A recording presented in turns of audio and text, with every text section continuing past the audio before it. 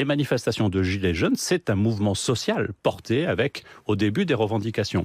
Aujourd'hui, il n'y a plus d'organisation, plus de déclaration, plus de revendications, au fond, et il y a seulement, et c'est ce que nous avons vu samedi, des gens qui viennent pour casser, pour atteindre la République. C'est-à-dire, on a à peu près 1800 jugements qui ont eu lieu au moment où je vous parle. Sur ces 1800 jugements, à peu près 40% de peines de prison ont été prononcées, ce qui est tout de même important. 40% de peines de prison ferme. Et 60% qui ont fait l'objet d'un sursis.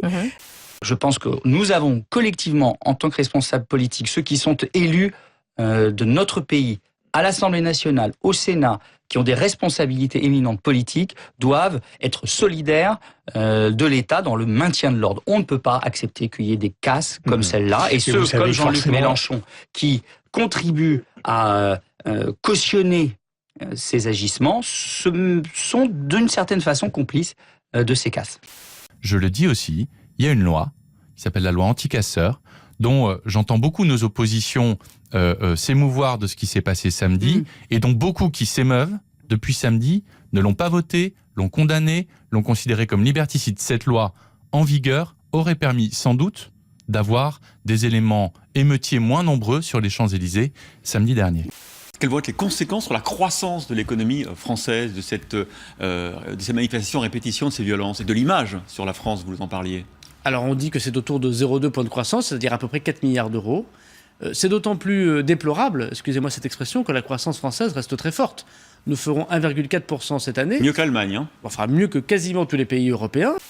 Ça m'énerve parce que c'est encore ce point noir-là que toutes nos oppositions vont utiliser pour faire croire qu'on ne fait rien sur les questions climatiques en France. Or, nous faisons énormément. Nous sommes le gouvernement qui allons fermer les centrales à charbon et on y travaille déjà. Nous sommes le gouvernement qui va fermer Fessenheim alors que le gouvernement précédent a dit qu'il le ferait et qu'il ne le ferait jamais. Nous sommes le gouvernement qui prenons des mesures drastiques de lutte contre la pollution. Nous sommes le gouvernement qui est très engagé en Europe, peut-être le plus ambitieux et qui pousse tous les autres pays européens. Nous sommes le gouvernement qui, par exemple, juste là, était en Afrique et a mobilisé 50 milliards d'euros pour la transition écologique en Afrique.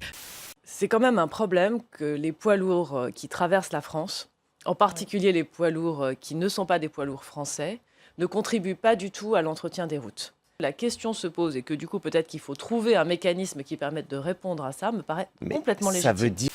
Ensuite, qu'est-ce que l'on fait de l'argent? C'est ça que les Français nous demandent. L'argent de la fiscalité écologique, est-ce qu'il va à l'écologie? Et moi, je suis pour qu'il soit 100% affecté à la transition écologique. Par exemple, quand on aide les Français à changer de voiture ou à changer de chaudière pour le chauffage, eh bien, il faut que ce soit les moyens de la fiscalité écologique.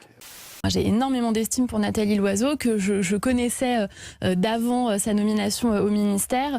C'est quand même une femme qui n'a pas fait l'ENA et qui a dirigé l'ENA. Moi, je trouve ça assez formidable en termes de secouer le cocotier, si vous me permettez l'expression.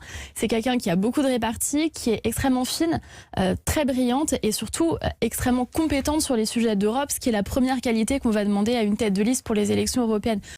Il faut que les élus britanniques soient responsables et choisissent. On ne peut pas sortir en moonwalk, en reculant comme ça. Il faut faire un choix clair et il faut de la responsabilité. Donc là, maintenant, c'est très clair. La semaine prochaine, nouveau vote sur l'accord qui a été négocié. Soit les Britanniques le votent et à ce moment-là, il y a une sortie qui s'organise jusqu'au 22 mai, avant les élections européennes. Soit ils ne le votent pas une nouvelle fois et à ce moment-là, il faudra qu'ils présentent une alternative crédible avant le 12 avril. Sinon, ça sera la sortie sèche.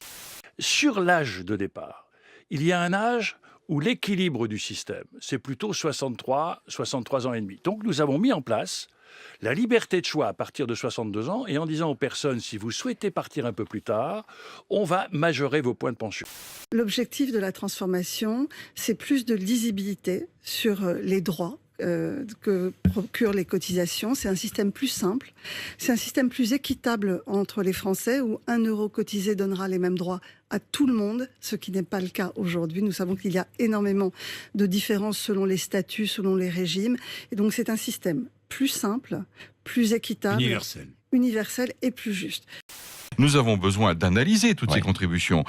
On ne peut pas faire comme si les choses étaient écrites à l'avance, parce que nous n'avons pas voulu travailler comme ça. On a peut-être travaillé comme ça il y a de nombreuses années. Aujourd'hui, on a écouté les gens, on a pris les grands débats, ont été là pour avancer un certain nombre de propositions.